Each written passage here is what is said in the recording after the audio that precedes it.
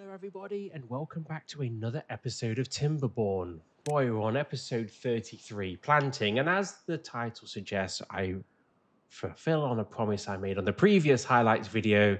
We are going to create a new district, and it is going to be purely based on planting of trees. And I promise you, it will be simple, and it'll be basic, and it'll be more in kin to what we're looking at for the new season of this when we go into a proper permadeath mode, because this one's got a little bit silly right now. We are in the middle of a drought, 85 day, I want to say, and well, we've got a lot of beavers. You'll see how that turns out at the end. I'm not going to ruin that before, but we have a lot to build. When you build a new district, it is not as crazy as the 3-episode one I did previous on fungi. So don't worry about that. But it does need to have its basics. It needs to look after itself, and it will create its own water. There are going to be berries, so they can repopulate themselves, but it is going to be reliant on our food district to keep the beavers alive in there. And I'm also expecting the population not to be any more than probably about 30 beavers in it, because it doesn't need much more than that. Its sole purpose is to create oak trees and supply resource to the rest of the colony, because as you can see at the back there, Reservoir 3 has a long way to go. And we also have a lot of other dirty water facilities. And when I say dirty water, I mean non-drinking water. So this is the area that we've decided to create our forest district. You might notice it and recognize it. It is the base of our food. Well, it's not the base of our food district. It's connected to Oakenwood, and it's where we panicked and created a load of food planting areas that never really get used. And I had to stop Badwater from getting into here. It was a bit of a nightmare. But what I'm doing here is planning out the district. And again, there's no point of using nice soil if we're planting trees for builds, and we create this wooden deck. Now it's wood because we don't have a lot of metal, and I want this to be built as quickly as it possibly can. So we've used materials that are easy, accessible. I kept this very simple. I don't want this to go as crazy as Robot and certain the fungi districts, but I wanted them to build it as quickly as they possibly could. So we went and found dynamite that we could go and grab hold of quickly, and used that to level an area where we needed. That area there that they're leveling is where all of the resources are going to come into, all of the water, all of the food. It's where the district crossing kind of crosses. Now, this district isn't going to need dynamite. It's not going to need gears. It's not going to need metal blocks. It is very, very simple in what it's meant to do, and it is only there to supply trees. Now, with that being said, I decided that I was going to make another holding tank for non-drinkable water. And these holding tanks, there's one being made at the food district that we've spoken about before, but these holding tanks are purely there to hold water to feed the crops while there is a drought. Right now, all the water just gets used for drinking water, and the crops end up dying. The beavers die of starvation, and it's a vicious sort of cycle that we're going round. And I kind of want to sort out that resource early on. So what I'm building here is just the foundational blueprint for a area to hold water that can be used to keep this crop watered throughout a long drought. Now, this is going to be fed from our main crater, and I am a little bit concerned about that, because I think after watching this drought, 250 beavers, we only seem to be able to store about 32,000 K of water before a big drought hits us. And I think I've probably hit a number that the game can do. I'm going to talk more about that on the next episode of how we move this thing forward. But I do feel that we need to go for the end game. We need to get that monument built so we can get these beavers out of here and either win or lose. Let's go back to this. We're laying out the blueprint like we always do with these new districts, but I want them to build it quickly, so I've made it primary. And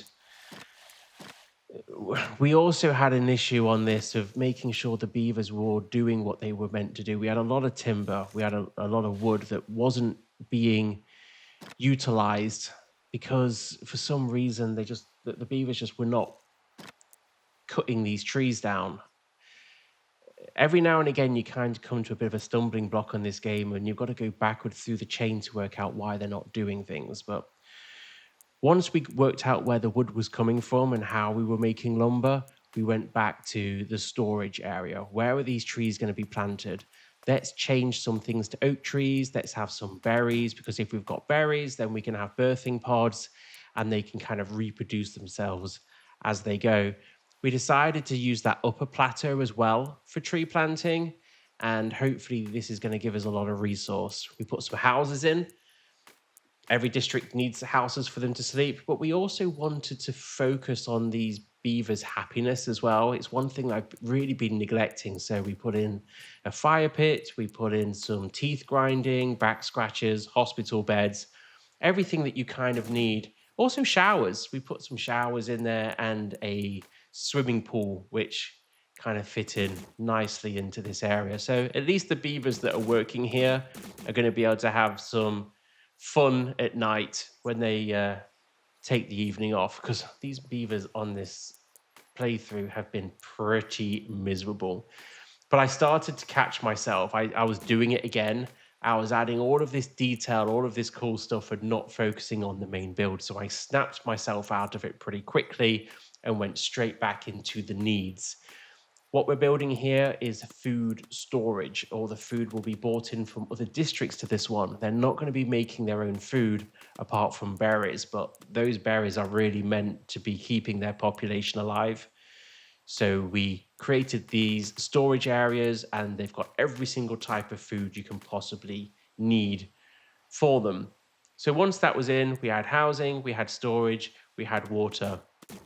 Our attention started to turn to the actual point of this district, and that was lumber. And we needed a lot of storage for all of these trees that are going to come out of here to be able to be shipped out. We also considered things like the water pumps and hauling posts, everything that these districts need to be able to run efficiently. Now, this district is not going to be processing any of this wood. They're not going to be making planks. They're not going to be making any treated planks. It is only going to be exporting lumber to the rest of it. So we filled in the rest of the river that flows all the way down there, and again, used that dead space to start building the storage for the logs. This is going to work quite well for us, where we're quite lucky that this river was 3 blocks across. It means that we can put the storage in there and we're not wasting any any planting areas for the trees. Again, we're creating the irrigation that's going to go across, and that's going to flow through there to get that water through there and make all the land plantable. Now, we came back to looking at the wood storage, and I kind of had a few design ideas from here, but look how much land I'm wasting on pathways. I want to have every bit of dirt that's possible to use to be able to plant these trees. Kind of went backwards and forwards a little bit here and landed on a plan where I was going to create a pathway across the top of the middle ones and in. I don't know if that's going to work when this district is live. We might need more storage for wooden logs. I don't know. It seems like there's a lot, but these storage areas can only hold 180. Every single tree that you cut down, certainly when it's oak, is 8 per tree. That's going to be a lot. And it's going to be reliant on these beavers getting the logs out of here to the other districts quick enough. And we've seen food district, it just can't get the food out quick enough to the other areas. Now, I think I do need to expand the amount of storage in oak and wood and in metal to be able to accept those goods as they come out. But I also think that the food district is going to need to have 2 posts, district crossing areas, I think it's going to need to double up. The problem is with that is you need a lot of beavers to do it. And we seem to be capping out on this about 32,000 stored water before they can't store anymore when a drought comes along, which isn't enough to last. More on that later when we get towards the end of this video. As I say, we are in a large drought. You can watch the numbers there on the top when it comes to food and water, and you can see it lower. I was generally worried that this was going to be the last episode, and I know I've said that a lot, but we're learning as we go forward. Let's come back to this one. We're now putting in the foresters, and we're putting in the wood, well, lumberjacks. And again, I'm trying to work out the best way to design this that I don't even want to use one square with a lumberjack flag, and we delete the path and we put all of the plants on and trees on top of it, and that seems to have worked quite nicely for us. Our attention starts to turn to the upper plateau, the next level up, where again we create this wooden platform around the edge. We can't plant on there, that's water, so we can use that as a pathway and use it for foresters and where lumberjacks can actually go. That means we're not wasting that dirt on, well, buildings. We follow the path round, lost a little bit of land there, but I was okay with that because we picked that up with more lumberjacks that go on the top there. There's going to be a lot of trees here that all grow at the same time. The quicker I can get them cut and out, the quicker they can plant new ones. And oak trees take 30 days to grow. Now we have got ours set to 5 to 100 days of good weather and 5 to 130 days of bad tide or drought. We haven't had it happen yet, but it is possible on day 2 I could get a drought warning. If that ever happens, we're done. There's no way on this map we can pump enough water out of that central crater into the reservoirs to make it work. So we named our district, and we're coming to the sort of end of the design for this. It's very quick. It's very simple. The beavers are going to build this really, really quickly. So the attention now turned to our reservoir that's going to hold the non-drinkable water. And really the design of this follows the same principle that we design all of these aqueducts to.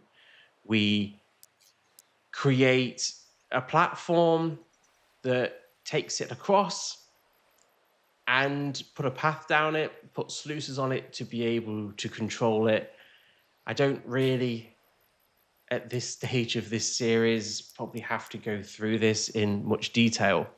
So please watch my other videos if you want more information and design tips on why I'm building it this way. I've slowed it down for this bit because people get stuck on this. Beavers cannot build higher than what they can access. They can, if a surface is above it, build. So what you're seeing here is that scaffold that I've made there. The beavers will be able to walk up the stairs, go on that scaffold and drop the materials down and be able to build that metal platform that comes across. That means you can build very complicated structure with a very simple scaffold without building a lot of wood. Now, I've done it many, many times in this.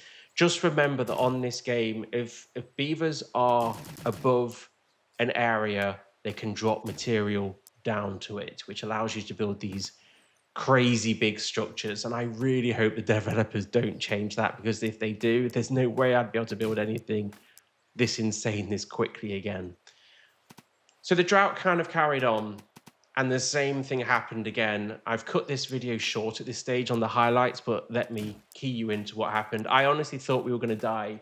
There's only 7,000 water left. There was no food, but they all died of starvation again in our main colony. Took the number down to something like 20 beavers. I know they're going to be able to survive. We are going to be able to carry on, but I need to stop doing that. I need to get this colony numbers up, because now we're going to have to rebuild those colony numbers again.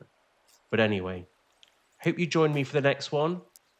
And until next time, take care